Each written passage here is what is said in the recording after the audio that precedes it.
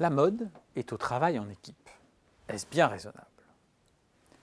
De nombreux managers et salariés ont une vision positive, voire idéalisée du travail en équipe.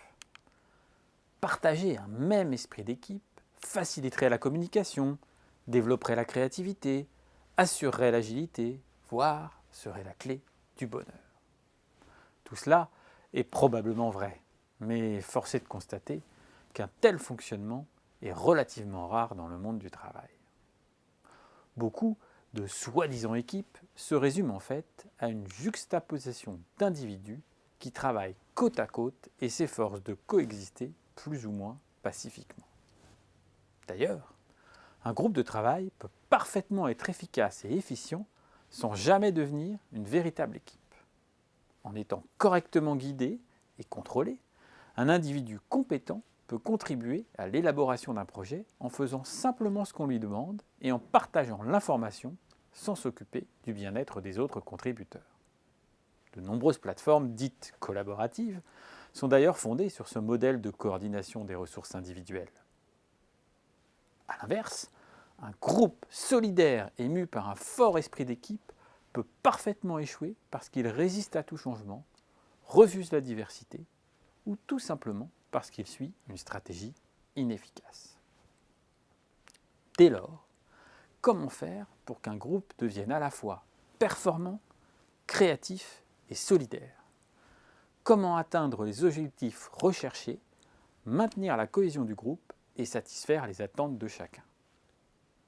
Il faut pour cela travailler à plusieurs niveaux.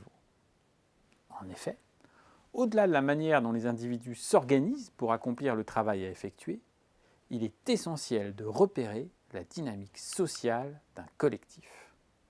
Le groupe social et le groupe de travail sont ainsi les deux faces d'une même médaille.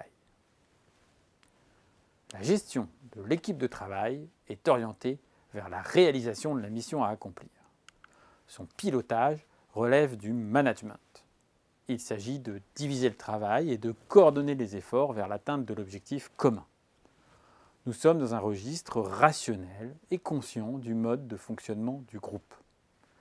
Il s'agit de prendre des décisions, planifier l'action, organiser le travail, faire respecter les règles, contrôler la performance et résoudre les problèmes de production. Les mots-clés de la gestion du groupe de travail sont cohérence, efficacité et compétence. La gestion du groupe social, de l'autre côté, est orientée vers la régulation des relations. Son pilotage relève du leadership.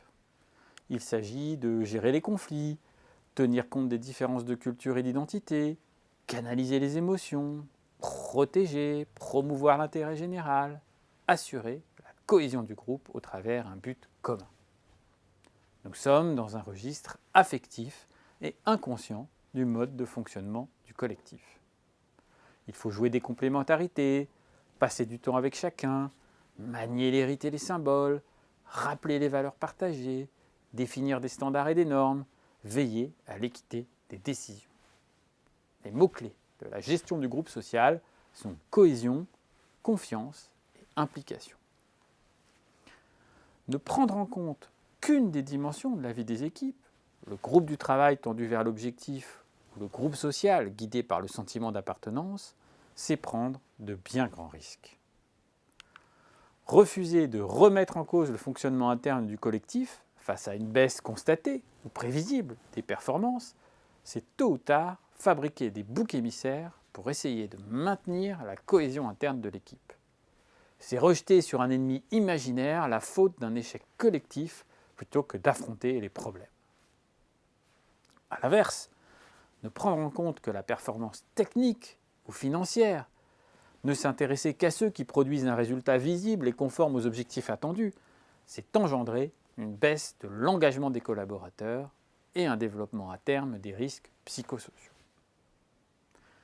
Ces comportements préparent dans les deux cas des ressentiments et des conflits bien loin de la vision idéalisée de ce qu'est une bonne équipe ou un bon groupe de travail. Manager une équipe, c'est donc à la fois guider ses membres vers l'atteinte des objectifs et prendre soin d'eux. C'est rappeler à tous qu'il faut tenir compte de l'environnement extérieur, faire des efforts pour progresser, s'ouvrir à l'innovation, intégrer de nouvelles compétences.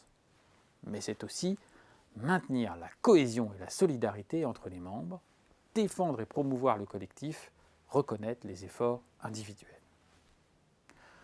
Pour mener à bien toutes ces tâches, il faut mieux être modeste et patient. Il faut parfois se contenter de répéter à tous les règles et le but commun, en rappelant à l'ordre les individus qui ne jouent pas le jeu et en encourageant les autres. C'est notamment important au démarrage de la vie d'un groupe, lorsque l'équipe est en train de se constituer. À ce stade, la pérennité de l'équipe dépend essentiellement de l'énergie que le responsable y consacre. Par la suite, lorsque les règles sont connues et de tous et intégrées, il est important de ne pas laisser le groupe se replier sur lui-même. Il faut veiller à l'ouvrir en intégrant de nouveaux membres, en maintenant l'effort de formation, en mesurant et en comparant régulièrement les performances collectives et individuelles. Le responsable se fait alors souvent passeur et médiateur. Enfin, face à un groupe autonome, volontaire et performant, il ne faut pas hésiter à déléguer les décisions et savoir se contenter d'un rôle d'écoute, de promotion et de défense. Dans tous les cas, à tous les stades de développement de l'équipe, il est nécessaire de créer des occasions de se réunir pour d'autres finalités que le travail à accomplir. Au final, il faut bien souvent plusieurs personnes qui partagent les responsabilités de management et de leadership, car un même responsable hiérarchique ne détient pas à lui seul tous les leviers qui assurent la cohérence de l'action et la cohésion du groupe. Dans certaines situations, un leadership partagé dans lequel chaque membre exerce son influence sur les autres et où les responsabilités sont collectivement, mais clairement distribuées, peut même se révéler particulièrement efficace. Bien manager une équipe, partager la gestion du groupe de travail et du groupe social, cela ne s'improvise pas. Cela s'apprend. À bientôt pour de nouvelles vidéos et en attendant, managez-vous bien.